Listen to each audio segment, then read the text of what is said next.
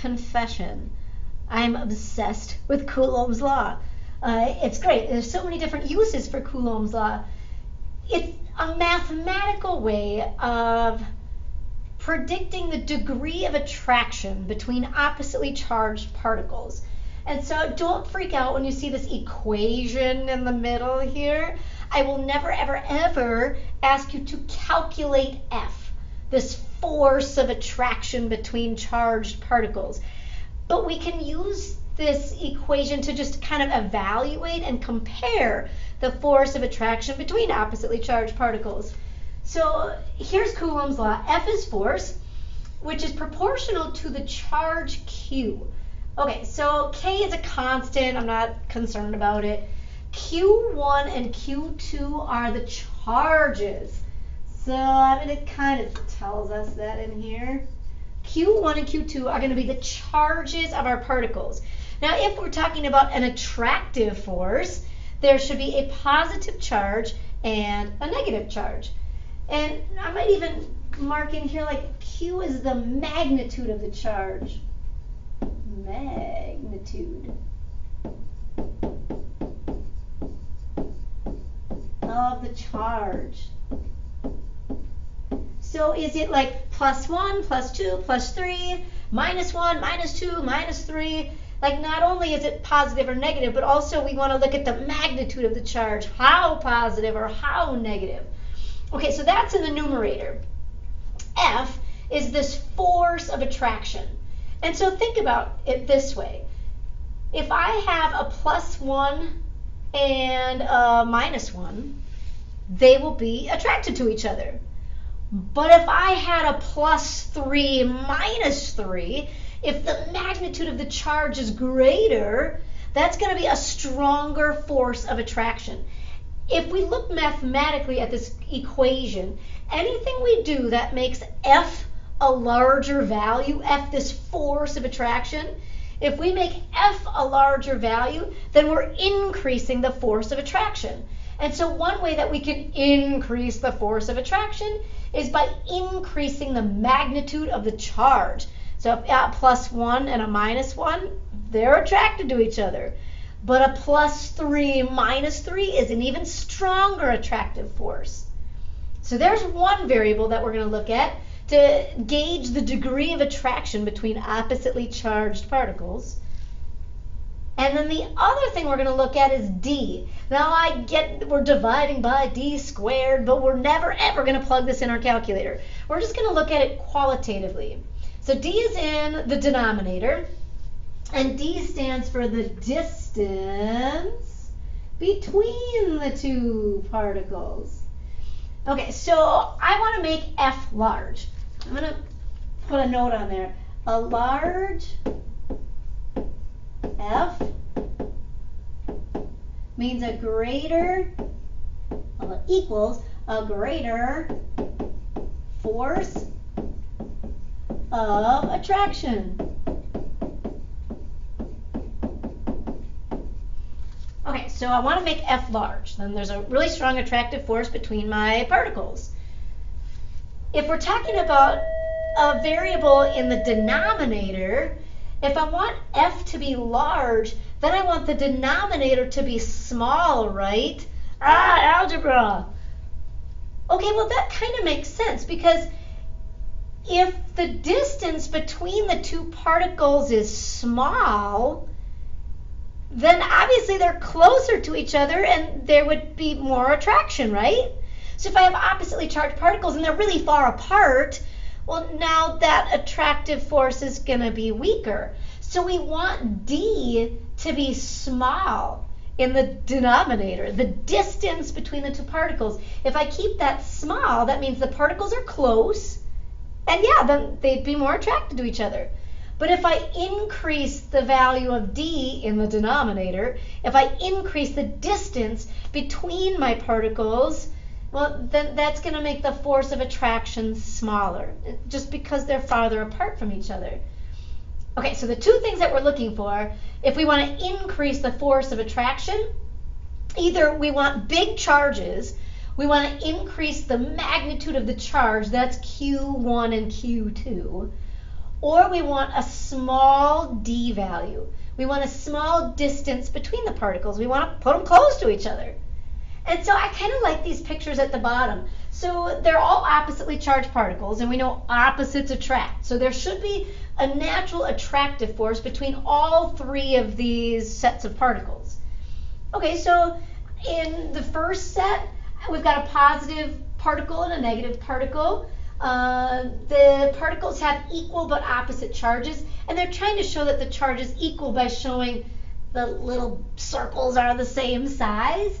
So I don't know, let's make it like a +1 and a -1. Okay, so maybe it's a +1, -1. And they're attracted to each other.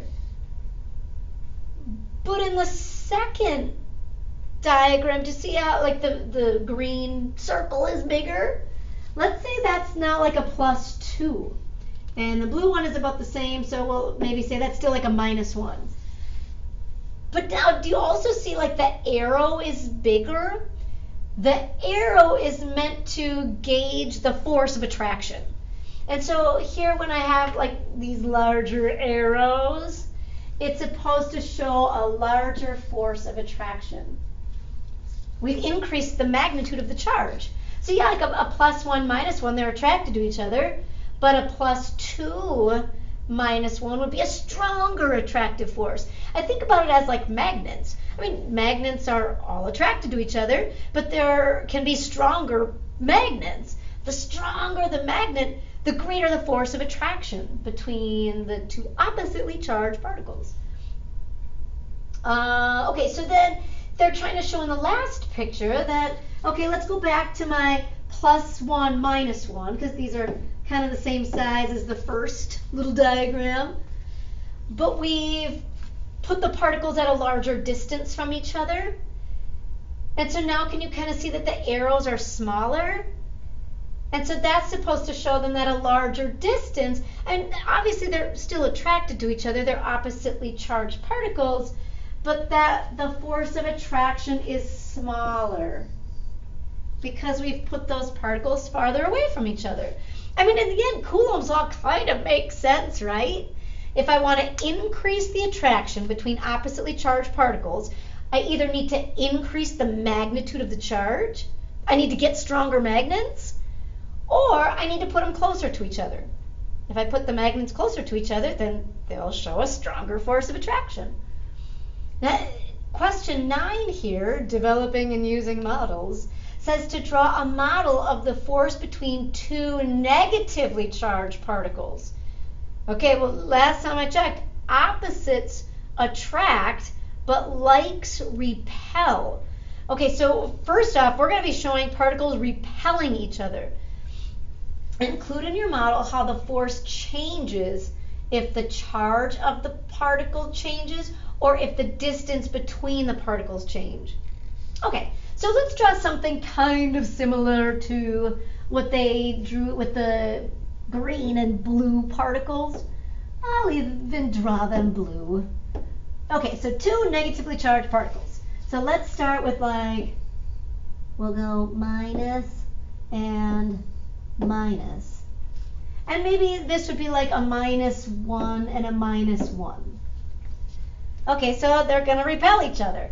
So I'm going to draw an arrow like kind of going this way. Okay, not attracted to each other, repelling each other.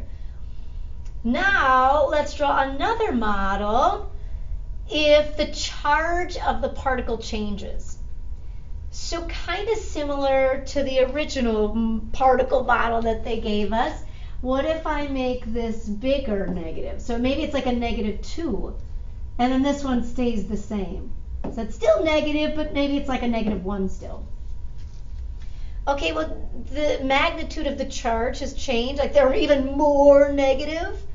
So this should be a greater force of attraction. So I'm going to put like a big arrow. Did I say attraction? I meant repulsion.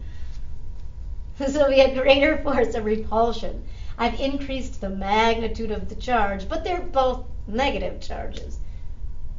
So the force of repulsion will be greater.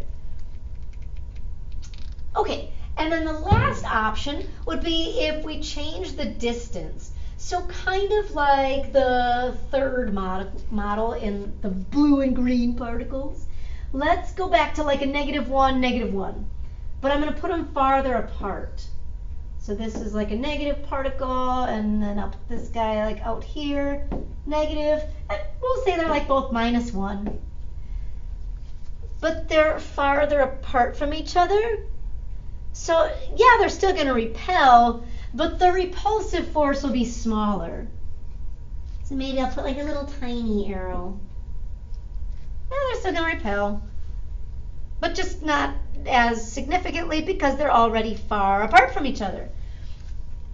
But now watch the other thing that we could do. Let's say I bring them closer to each other.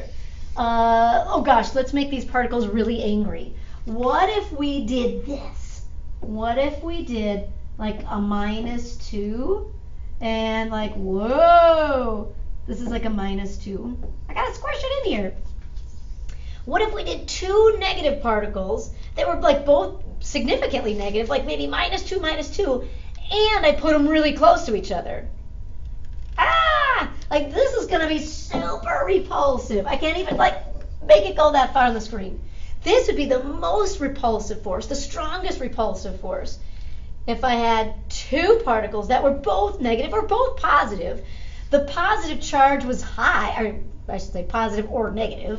If it was like -2, -2, -3, -3, or it could even be like +4, +4, and I put them close to each other, this would give me the strongest repulsive force.